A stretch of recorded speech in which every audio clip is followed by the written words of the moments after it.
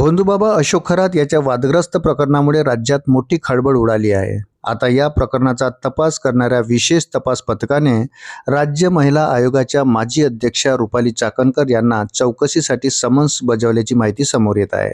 अशोक खरात याच्याशी संबंधित शिवनिका ट्रस्टच्या आजी माजी सदस्यांची आणि ट्रस्टची चौकशी एसआयटी कडून केली जाण्याची शक्यता आहे।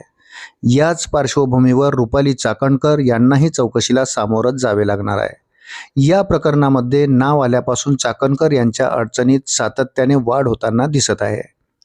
चाकणकरांनी यापूर्वीही 2 महत्त्वाच्या पदाचा राजीनामा दिला आहे।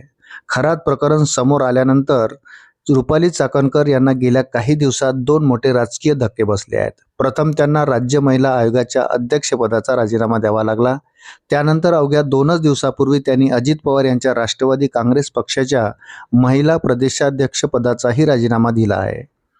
कोणत्याही तपासात नाव समोर आल्यास पोलीस त्यांची बाजू पडताळून पाहण्यासाठी समन्स बजावतात। त्यानुसार चाकणकर यांचा जबाब नोंदवून घेतला जाईल। तपासात जे तथ्य समोर येईल त्यानुसार पुढील कायदेशीर कारवाई केली जाणार आहे, अशी माहिती महसूल मंत्री चंद्रशेखर बावनकुळे यांनी माध्यमांशी बोलताना दिली। अशाच नवनवीन अपडेट करता व्हिडिओला लाईक आणि चॅनलला सबस्क्राईब करायला विसरू नका। धन्यवाद।